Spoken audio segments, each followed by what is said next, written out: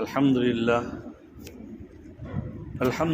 رب العالمین والعاقبۃ للمتقین والصلاة والسلام علی سید الانبیاء والمرسلین وعلی آلہ وصحبہ ومن دعا بدعوتہ الی یوم الدین، اما بعد۔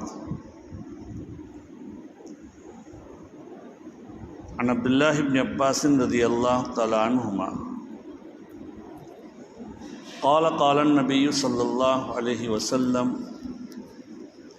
نعمتان مغبون فیہما کثیر من الناس الصحۃ والفراغ، رواہ البخاری۔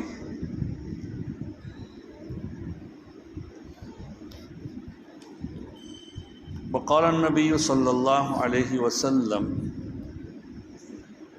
اغتنم خمسا قبل خمس، شبابک قبل حرمک وصحتک قبل سقمک وغناک قبل فقرک وفراغک قبل شغلک وحیاتک قبل موتک، رواہ فی شرح السنہ۔ بزرگان محترم، عزیز و دوستو، 2 ہفتے پہلے بات ہوئی تھی، گزشتہ ہفتے اتفاق سے بات نہ ہو سکی کہ آدمی کو اپنی زندگی کے اندر وقت اور فرصت کی بڑی قدر کرنا چاہیے۔ وقت بڑا قیمتی سرمایہ ہے، اگر آدمی اس کو ضائع کر دیتا ہے تو ایسی چیز ضائع کرتا ہے جو دوبارہ اسے ہاتھ میں نہیں آنے والی۔ اسی لیے نبی اکرم صلی اللہ علیہ وسلم نے جو مثال دی ہے کہ 2 چیزوں میں آدمی دھوکہ کھائے ہوئے ہیں، گھاٹے کا سودا کیے ہوئے ہیں، تندرستی اور فراغت۔ آدمی یہ سمجھتا ہے کہ میرے پاس ابھی بہت وقت ہے، زندگی لمبی ہے، تندرستی ہے، جوانی ہے، میرے پاس مال دولت ہے، یہ سمجھتا ہے کام کر لیں گے، بہت موقع ہے ابھی۔ عزیز و دوستو، زندگی کا کوئی بھروسہ نہیں، کس وقت زندگی کی شام ہو جائے آدمی کو معلوم نہیں۔ اسی لیے عبداللہ ابن عمر رضی اللہ تعالیٰ عنہما کی ایک روایت ہے، فرماتے اخذ رسول اللہ صلی اللہ علیہ وسلم بمنکبی فقال کن فی الدنیا کأنک غریب او عابر سبیل۔ دنیا میں اس طرح رہیے جیسا کہ تم ایک اجنبی مسافر آدمی ہو یا رہ گزر ہو۔ آدمی کسی جگہ سفر کے لیے سفر کر کے جاتا ہے تو سفر میں اتنا ہی مشغول رہتا ہے اور اتنا ہی سامان رکھتا ہے جتنی کہ اس کو ضرورت ہو،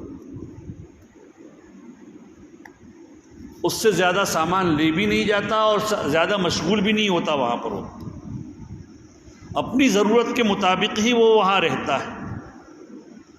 عبداللہ ابن عمر اس روایت کے ماتحت آگے کہا کرتے تھے، وَكَانَ ابن عمر يقول اِذَا أَمْسَيْتَ فَلَا تَنْتَظِرِ الصَّبَاحَ، جب شام ہو تو صبح کا انتظار مت کرو، وَإِذَا أَصْبَحْتَ فَلَا تَنْتَظِرِ الْمَسَاءَ، اور جب صبح ہو تو شام کا انتظار مت کرو، وَخُذْ مِنْ صِحَّتِكَ لِمَرَضِكَ وَمِنْ حَيَاتِكَ لِمَوْتِكَ، اپنی تندرستی کے زمانے میں بیماری کی تیاری کر لو اور اپنی زندگی میں موت کی تیاری کر لو۔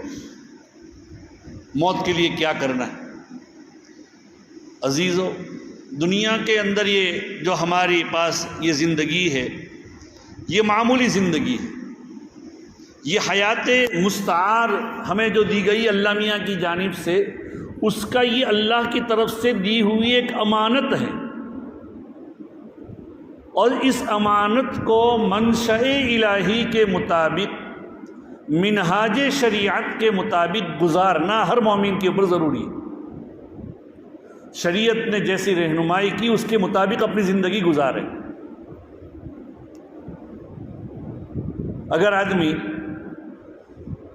اپنی زندگی کی قدر نہیں کرتا تو کل قیامت کے دن اللہ تعالیٰ اس کے بارے میں بھی پوچھ تاچھ کرے گا، تم نے اپنی زندگی کی جو ہم نے تندرستی دی اس کی کیا قدر کی، ہم نے تمہارے اوپر جو فریضے عائد کیے تھے ان فریضوں کی کیا تم نے قدر کی۔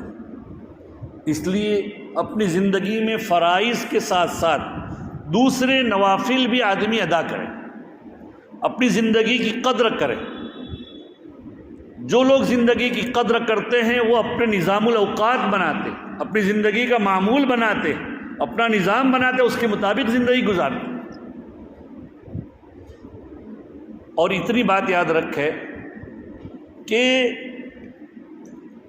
پہلے میں کہہ چکا ہوں یہ بات کہ زندگی کا جو لمحہ تمہیں ملا ہے، جو کسی کے لیے آپ خرچ کریں گے یا اپنے لیے خرچ کریں گے، وہ لمحہ دوبارہ آپ کو ملنے والا نہیں۔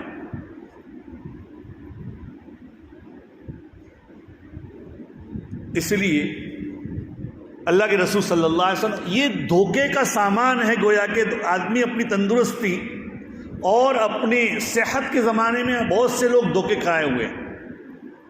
اللہ کے رسول فرما رہے ہیں گویا کہ آدمی یہ سمجھتا ہے کہ زندگی ہے، نہیں، یہ تو ایسا ہے جیسا کہ کوئی آدمی تاجر آدمی ہو، تو تاجر آدمی اپنی تجارت میں اپنی جو راس المال یعنی اپنی جو موڑی ہوتی ہے اس میں فائدہ ہو تب یہ سمجھتا ہے کہ میرا کیا تجارت سے کچھ فائدہ ہوا، ورنہ وہ تاجر جو تجارت تو کرتا ہے، کھاتا پیتا ہے، لیکن اس کی موڑی میں کوئی بڑھوتری نہیں ہوتی، تو ایسا آدمی تجارت کے اندر گویا کے گھاٹے میں۔ ہم اپنی زندگی سے کتنا فائدہ اٹھا رہے ہیں یہ دیکھیے، زندگی کا ایک ایک لمحہ قیمتی ہے، اور معاف کر اللہ تعالیٰ ہمارے نوجوان اور نوجوانوں کے ساتھ اب تو بوڑھوں کو بھی یہ عادت اور لت لگی ہوئی ہے کہ زندگی کے لمحات کو ضائع کر رہے ہیں۔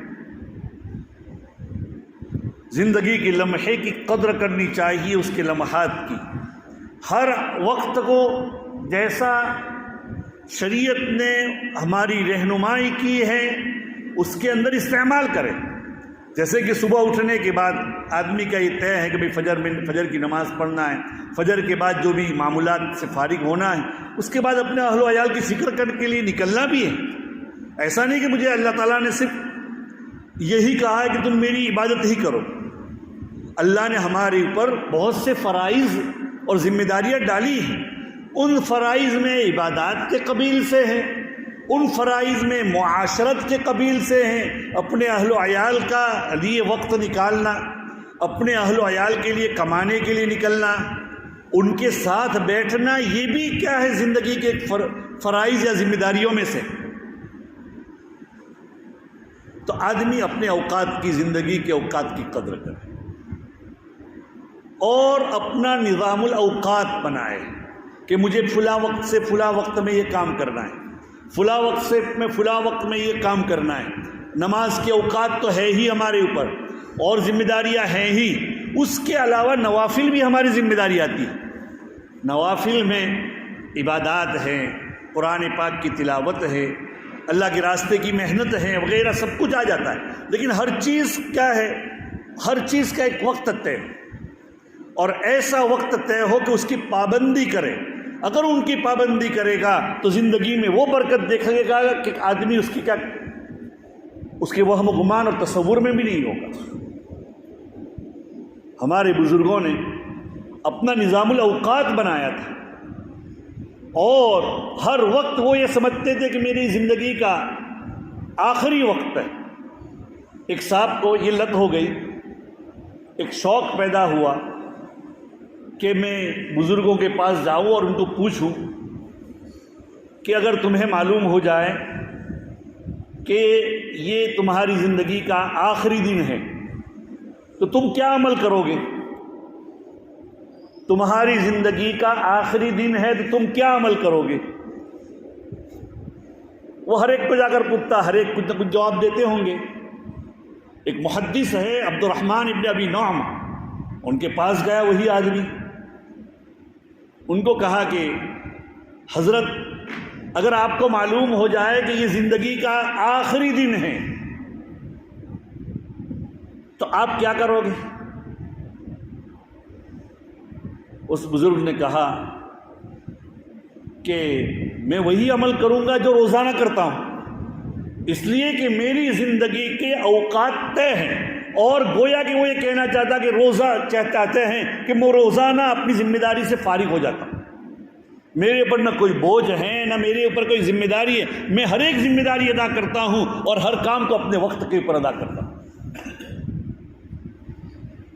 اس لیے یہ سمجھے کہ صبح ہو جائے تو یہ میری زندگی کی کیا ہے کام معلوم نہیں، یہ آخری صبح، شام ہو تو سمجھے کہ میری زندگی کی آخری۔ تو اس طرح اللہ کا اگر استحضار ہو تو آدمی سے کوئی معصیت بھی نہیں ہو سکتی۔ اسی لیے بزرگوں میں سے کسی کو پوچھا کسی نے کہ تقویٰ کیا چیز ہے؟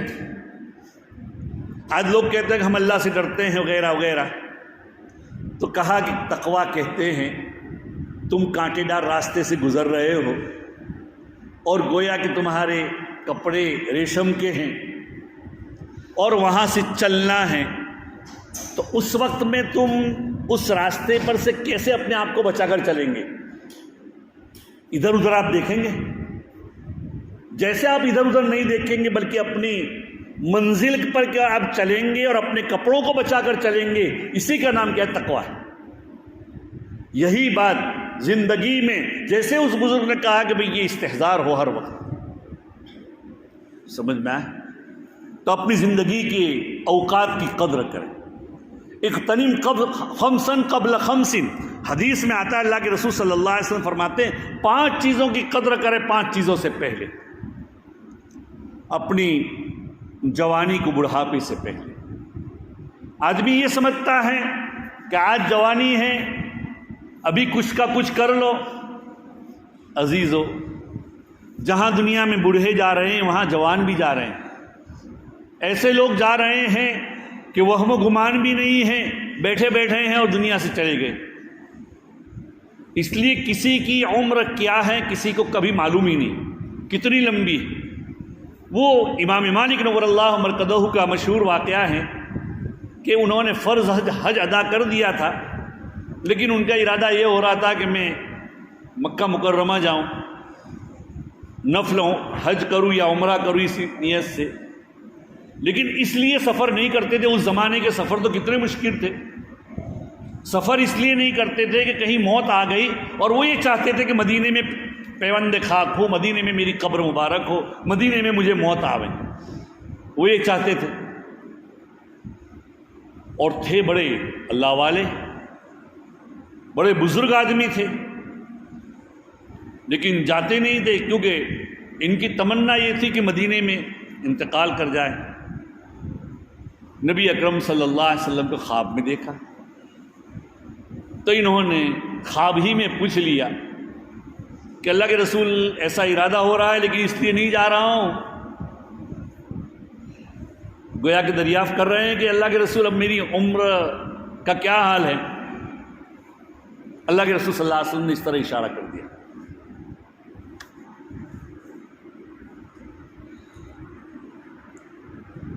اب کیا اس کی تعبیر ہو، پوچھنے کے لیے انہوں نے اپنے ایک شاگرد کو، اس زمانے کے بڑے معبر تھے اور ان کی کتابیں اور ان کے بہت سے خوابوں کی تعبیر لکھی جاتی ہے، محمد ابن شیرین، وہ حیات تھے۔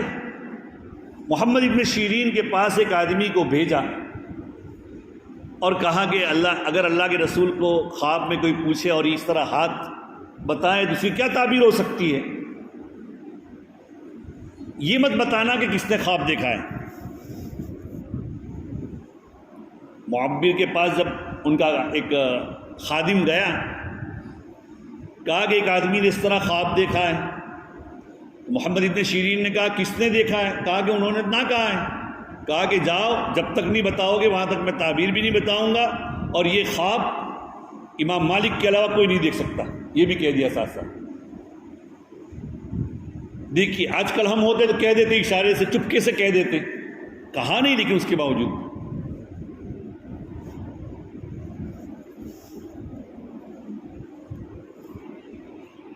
اور یہ کسی کو کسی جگہ بھیجیں تو اس کے آداب میں سے یہی ہے کہ نہ کہا ہو تو مت کہو، یا جس کام کے لیے جس کے پاس بھیجا ہو اس نے کہا میرے پاس تو یہ کام نہیں ہوگا، اس کے پاس جاؤ، تو اس کے پاس مت جاؤ.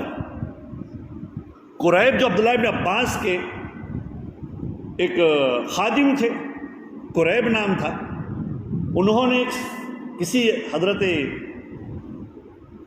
قریب کو حضرت عبداللہ ابن عباس نے اور ان کے ایک اور ساتھی، ان دونوں نے میلہ بھیجا کسی کے پاس کام کے لیے. غالباً حضرت عائشہ کے پاس بھیجا یا ام سلمہ کے پاس، کسی کے پاس بھیجا. تو کہا کہ حضرت عائشہ نے کہا کہ میرے پاس تو اس کا حل نہیں ہے، تم ان کے پاس جاؤ. تو وہ فوراً یہاں آئے، واپس ڈائریکٹ نہیں گئے. آداب میں یہی ہے، ہم لوگ تو چلے جاتے ہیں ڈائریکٹ کہ اگر یہاں کام نہیں ہوا تو مقصد تو کام کرنا ہے. نہیں، آداب رسالت یعنی کسی نے آپ کو بھیجا ہے ایلچی بنا کر یا اپنا نمائندہ بنا کر، تو اس کے آداب میں یہ ہے کہ جتنا کام آپ کو سپرد کیا جائے اتنا ہی کیا جائے، اس سے زیادہ نہ کریں. واپس آئے قریب اور کہا کہ انہوں نے تو یہ کہا ہے کہ فلاں کے پاس جاؤ، تو کہا جاؤ ان کے پاس جا کر پوچھ لو یہ چیز. تو بہرحال وہ تفصیل کیا ہے اس کی یہاں ضرورت نہیں ہے. محمد ابن شیرین کے پاس جب خادم گیا تو انہوں نے کہا کہ یہ امام مالک کے علاوہ کوئی نہیں دیکھ سکتا، لیکن جب تک نام نہیں بتاؤں گے ہم تعبیر بھی نہیں بتائیں گے. امام مالک کے پاس واپس آئے اور کہا کہ ایسا ایسا کہتے ہیں، وہ ایسا ایسا کہتے ہیں. کہا کہ جاؤ میرا نام بتا دو کہ میں نے خواب دیکھا ہے. امام مالک رحمۃ اللہ علیہ جا کر بتلایا تو انہوں نے خواب میں کہا، خواب کی تعبیر یہ بتلائی کہ نبی اکرم صلی اللہ علیہ وسلم سورہ لقمان کی جو آیت کریمہ ہے آخری، اللہ کے رسول صلی اللہ علیہ وسلم اس کی طرف اشارہ کر رہے ہیں، ان اللہ عنده علم الساعہ وینزل الغیث، اللہ ہی کو قیامت کا علم ہے، اور اللہ کو یہ بھی علم ہے کہ کہاں بارش ہوگی، کتنی ہوگی، کیسی ہوگی. وَيَعْلَمُ مَا فِي الْأَرْحَامِ، اللہ ہی کو علم ہے کہ ماں کے پیٹ میں کیا ہے. آج کی سائنس اگر کچھ چیزیں بتلا دیتی ہے ایک آدھ جزیہ تو وہ یقینی نہیں ہوتا، اور یقینی ہے تب بھی بہت سی باتیں باقی اب بھی، کہ وہ بچہ ہوگا، بچی ہوگی، نیک ہوگا یا بد ہوگا، طویل العمر ہوگا یا اس کی عمر چھوٹی ہوگی، واسع الرزق ہوگا یا ضیق الرزق ہوگا، وغیرہ وغیرہ، کہاں رہے گا، کیسے رہے گا، تندرست ہوگا یا بیمار رہے گا، کیسے رہے گا، یہ تمام کسی کو علم نہیں. قرآن تو ما فی الارحام، جو ماں کے پیٹ میں ہے تمام کو وہ جانتا ہے اللہ تعالیٰ. اور آگے کیا ہے، وما تدری نفس ماذا تکسب غدا، کہ آئندہ کل آدمی کیا کمائے گا، کیا کرے گا، آدمی کو علم نہیں. اور آخری چیز وما تدری نفس بأی ارض تموت، کون سی زمین میں آدمی مرے گا اس کو معلوم نہیں، کسی کو ہی معلوم نہیں کب مرے گا، کہاں مرے گا. تو امام مالک کو اللہ کے رسول صلی اللہ علیہ وسلم نے اس طرح اشارہ کر دیا. تو کہنے کا مقصد یہ ہے، یہاں سے ایک بات یہ بھی معلوم ہوئی کہ نبی اکرم صلی اللہ علیہ وسلم کو علم غیب نہیں تھا. جو لوگ کہتے ہیں کہ نبی کو علم غیب تھا، نہیں، اس سے یہ بات ثابت. تو بہرحال کسی کو بھی علم نہیں ہے کہ میری موت کب آئے گی، تو اور کیسے وہ حالت میں آئے گی، کب آئے گی، کسی کو معلوم نہیں ہے. تو آدمی اپنی کیا ہے زندگی کی قدر کر لے. حیاتک قبل موتک، شبابک قبل حرمک، صحتک قبل سقمک، اپنی تندرستی کی زمانے کو بیمار ہونے سے پہلے کریں، قدر کر لیں. آج موقع ہے، آج آدمی کو اللہ نے قدرت دی ہے، طاقت دی ہے، تو جو اعمال کرنا ہے یا جو کرنا ہے وہ حلال طریقے سے کر دیں. آدمی اپنی زندگی کے کیا جو شریعت نے رہنمائی کی اس کے مطابق اس کی قدر کر دیں. جب بوڑھا ہو جائے گا، جب منہ میں دانت نہیں ہوگے، پیٹ میں آنٹ نہیں ہوگی، اس وقت میں آدمی کیا کر سکتا ہے؟ لیت الشباب یعود، ہمارے علماء کہتے ہیں کہ ایسی تمنا کرے گا کاش کہ میری نوجوانی لوٹ آوے دوبارہ، حیات نہیں آؤ، دوبارہ تو آنے والی نہیں ہے۔ اس لیے آدمی اپنی زندگی کی قدر کرے، اور ساتھ ساتھ اللہ کے رسول صلی اللہ علیہ وسلم فرما رہے ہیں فراغک قبل شغلک، ابھی آپ کو موقع ہے تو اسی قدر کریں۔ جسے طلباء سے ہم لوگ کہتے ہیں اپنی زندگی کی قدر کر لیجئے، آپ لوگوں کو وقت ابھی کیا ہے، کچھ کمانے کی یا کوئی اور ذمہ داری آپ کی نہیں ہے، اپنی زندگی کی قدر کر لیجئے، اپنے فراغت کے اوقات کی، اور کچھ حاصل کرنا ہے کر لو، کل آئندہ اٹھ کر آپ کے اوپر ذمہ داری ہوگی، اس وقت کچھ بھی نہیں کریں۔ حضرت عمر فاروق رضی اللہ تعالیٰ عنہ کہا کرتے تھے تفقہوا قبل ان تسودوا، سردار بنائے جانے سے پہلے کچھ حاصل کر لو۔ تو عزیز و دوستو اپنی زندگی کی قدر کر لیں۔ آدمی اپنی زندگی کی قدر کرتا ہے تبھی، اگر آدمی اپنی زندگی کی قدر نہیں کرتا، نبی اکرم صلی اللہ، ایک وہ نوابزادی کی اور نوابزادی کا ایک واقعہ مشہور ہے، غالباً حضرت تھانوی نور اللہ مرکزہ یا کسی نے لکھا ہے کہ وہ بڑے گھر کے آدمی تھے، ان کو اللہ تعالیٰ نے مال دولت دی تھی، ماں باپ کا انتقال ہو گیا، دولت بہت آئی، لیکن کچھ کر نہیں رہے ہیں اور اسی کو کھا پی رہے ہیں۔ غنا کا قبل، اپنی مالداری کی قدر کر، آتا ہے روایت میں قبل فقری، اپنے فقر سے پہلے، وغنا کا قبل فقر۔ تو ان کا یہ حال ہو گیا۔ اب جو نوابزادے ہیں، جو ان کا بیٹا تھا، تو ایک مرتبہ کوئی وہ ہوتی ہے ماچس کی تلی، وہ خوشبودار بھی ہوتی ہے، بہت سے لوگ جانتے ہیں، تو ایک آدھ خوشبودار کی وہ ایسی تلی سلگائی تو ان کو بہت اچھی لگی وہ، تو اسی کو اچھی لگنے کی بنا پر بار بار ماچسیں منگوا رہے ہیں اور سلگا رہے ہیں، ان کو خوشبو اچھی لگ رہی ہے۔ صاحبزادی تھی، کپڑے خریدنے بازار میں گئی، نوابزادی تھی، تو وہ کینچی سے کپڑا کٹوایا اور جو اس کی آواز آئی، وہ آواز اس کو اچھی لگی، تو کپڑے کے تھان منگوا رہے ہیں اور کٹوا رہی ہے، کچھ بھی نہیں، ایسے ہی کپڑے کٹوا رہی ہے۔ وقت ایسا آیا، بنگلہ دیش کا واقعہ ہے، ایک زمانہ ایسا آیا کہ وہ ڈھاکہ میں آج بھی ایک بازار کا نام ہے بیگم بازار، وہ انہی کے نام پر تھا، لیکن ایک وقت ایسا آیا کہ لوگوں نے ان کو دیکھا کہ وہ ڈھاکہ کے بازار میں بھیک مانگ رہے ہیں۔ اس لیے آدمی کو چاہیے کہ اپنی مالداری کے زمانے میں اپنے فقر کا کیا تیاری کر لے۔ اور یہاں سے یہ بات بھی نکلتی ہے کہ اللہ نے تمہیں وقت کی مالداری دی ہے، اللہ نے تمہیں موقع دیا ہے، تو وہ اس موقع کو کیا ہے، اس تلی کی طرح ضائع مت کرو، اس موقع کو اپنے موبائل کے اوپر، اور اس موقع کو اپنے کیا ہے گپ شپ میں، کہیں بیٹھے ہیں کسی کام سے گئے ہیں، 5 منٹ کا کام ہے 2 گھنٹے اس میں ہو گئے اور ہمیں احساس تک نہیں کہ زندگی کے وہ 2 لمحے کے 2 گھنٹے کے لمحات ہم نے ضائع کر دیے، جن لمحات کو کیا جو دوبارہ ہماری زندگی میں واپس آنے والے نہیں۔ ایسے ہی ہے کہ وہ کاٹنے کے اندر اپنی زندگی کاٹ رہی ہے، جیسے وہ تھان کے تھان کٹوا رہی تھی، ایسے ہم اپنی زندگی کو کوئی کہ اس طرح کاٹ رہے ہیں۔ عزیز و دوستو، ضرورت ہے کہ اپنی زندگی کے لمحات کی قدر کریں، اپنی نظام الاوقات کو بنائیں، اور نظام الاوقات کا مطلب کیا ہے کہ میں فلاں وقت میں فلاں کام کروں گا تو اس کے اندر برکات بھی نظر آئے گی، اور نظام الاوقات میں بعض مرتبہ نفل کے مقابلے میں فرض کو بھی کیا ہے بعض مرتبہ آگے کرنا پڑتا ہے۔ کوئی وقتی فریضہ ہماری ذمہ داری آئی، جیسے کہ ہم نے یہ سوچا کہ ظہر کے بعد روزانہ ہم قرآن پاک پڑھیں گے، اور یہ ہمارا نظام الاوقات ہے، تو اس وقت میں وہی کام کرنا چاہیے۔